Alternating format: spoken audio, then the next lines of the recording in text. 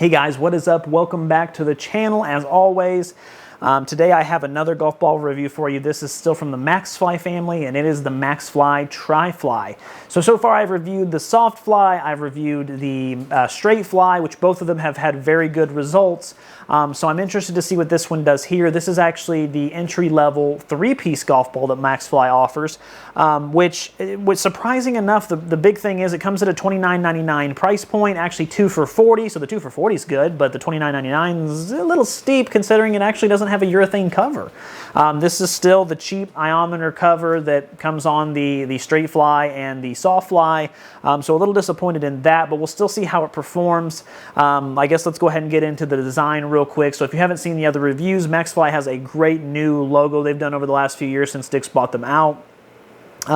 The TriFli actually has an orange 3 above it opposed to a green was on the straight fly. They have a different color for each one of them. And then if you look on the side there, I really love what MaxFli has done with their alignment tool. They've redesigned it. A lot of companies are doing this. This is nice and thick. It's easy to line your ball up. I really enjoy it a lot, and I hope they continue stuff like this in the future for their golf balls. It really gives it an edge. So with that being said, like I'd kind of touched on briefly before, I'm a little disappointed it doesn't have a urethane cover. When you look at the MaxFli offerings, it kind of gets a little jumbled here. I'm not sure where the TriFli really comes in here because you have golf balls already that are two-piece that are $19.99. You know, their tour level is actually only, I think, $39.99, and I think if you buy them in bulk, you get them for like $35 a dozen or sometimes even a little cheaper than that. So they're kind of in that as well. And then you have a $29.99 offering all of a sudden that doesn't have a urethane cover, which already kind of puts out of the running compared to a lot of other golf balls. And really, I just don't know where it fits. So we're going to have to really test it, see how these numbers are. And I will say the numbers are going to have to be pretty fantastic in order for it to justify a place in the middle of all these MaxFli balls.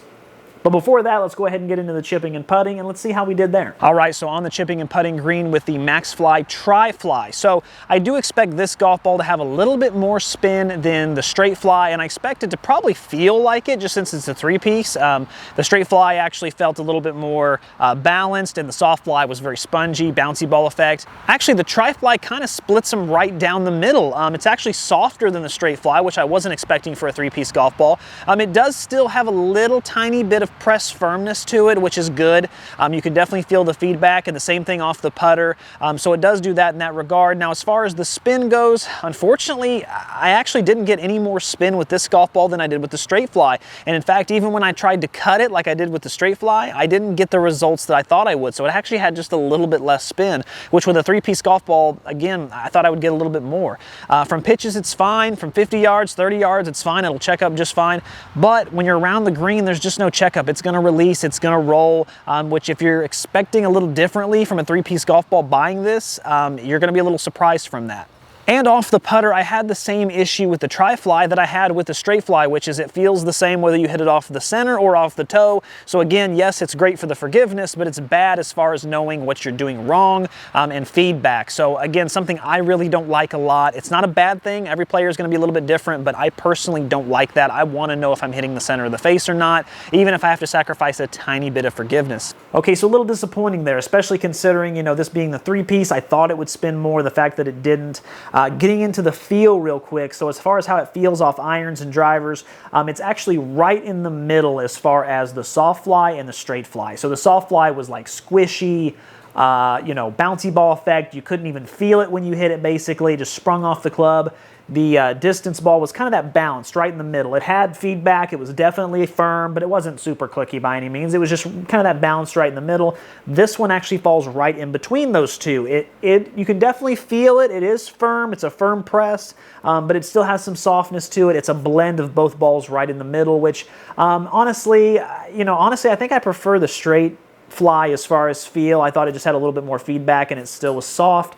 This one kind of has an interesting feel to it as far as not being, I don't test a lot of golf balls that have this type of feel. It's a weird thing. I'm just not used to it yet, but I think I prefer the straight fly. But still a good feeling golf ball. Let's get into the numbers and see how they correspond. Looking at the 9-iron, 92.3, which is pretty good, not bad. 93 is kind of the standard. I get a 93 with a lot of golf balls, so the fact that it wasn't that's okay. 127, that's perfectly fine. 120.8, good, not great. And then a 24.3 launch, which is very high. That's higher than either of the two-piece golf balls launched. which is a little concerning because usually once you get into the three-piece, they start to launch a little lower. This one launched well, not considerably, but a little bit higher. So we'll have to kind of keep an eye on that. Those numbers are okay overall as far as the 9-iron, nothing spectacular so far. Then getting into the 7-iron, we are looking at 6,185, which is actually, I mean, just maybe 20 RPMs off of what the TriFli gave me, which is pretty disappointing because, again, we're talking about a three-piece golf ball that's supposed to spin a little bit more. I would expect it to, especially for the price increase, and it doesn't. It actually only does 20 RPM more than the TriFli did, so I'm disappointed in that number. 106.7 on the ball mile per hour speed, which is very respectable. 107 is kind of that peak of what I get. That's what defines a very good one. So 106 is average or good, you know, somewhere in that range. 160.1 on the total distance. That's good. Anytime I get to 160, that's awesome. 148.6, that's great. And then a 17.6 mile an hour launch. So again, a very low launch. With the 7-iron, which was how the I mean, what's really weird about this is all these numbers are pretty much lining up with the TriFli, almost exact. I mean, there are a couple numbers off here and there, but you know, overall, obviously, I'm not going to hit the same golf shots every time I do it. But these are very, very, very close. They mimic each other, which again, unfortunately, kind of makes me wonder where does this golf ball fit in. But maybe I'll have different results with the 5. As well as the driver. So with the 5, 3,700 on the spins for the RPM, which is still pretty low. It's not as low as I had with the TriFli. Of course, the hybrid was a little wishy-washy with the TriFli because I wasn't sure I was hitting it great that day. But still, that's definitely low amount of spin for sure. 116.1, again, very similar to the TriFli. 188.5, 174. 13.3, which I imagine is, I mean, that's pretty close. Everything is just right on with the TriFli. I mean, this ball is just mimicking it in every way.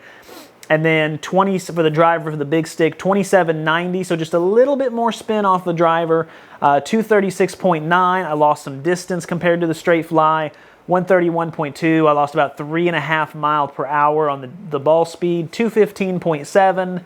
And then 15.9. So those numbers are just okay, especially when they're right below that TriFli. The TriFli just performs so much better, which ultimately those numbers are going to lead me to believe I just don't think this golf ball fits. It doesn't make sense. It mimics the TriFli in every single aspect. It's a three-piece, but it doesn't act like a three-piece. It doesn't spin more. It doesn't launch any different. It's not got a urethane cover. It's got the same cheap cover. So I don't understand why anybody would pay $10 more a dozen for that. When you know the two-piece golf balls just performed so well. It's really disappointing in that regard. Let's touch on the durability real quick, which it's actually funny. Again, it's not bad. It's probably an average durability. It reminds me of the other 2 MaxFlis I've tested so far, but this one is the worst out of the 3 so far. I mean, it's close, but this one has a couple scuffs that you can really feel.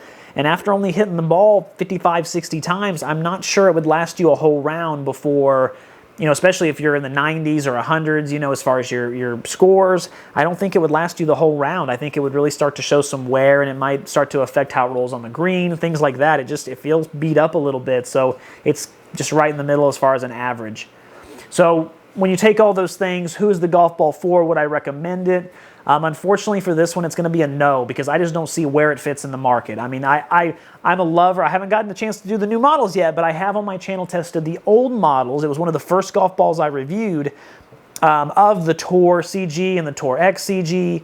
I love those golf balls. I love the two-piece golf balls I've tested so far. Those have been phenomenal. But the TriFli really just kind of mimics the TriFli, and I don't see a point in even it existing, and I don't see a point in spending the extra $10, or I don't see a point in just spending the extra, at that point, $5 and getting the Tour ball. I think you'll get a much better performance. So that's my opinion on it. Overall, guys, I appreciate it. Keep watching, keep saving, keep learning. Until next time.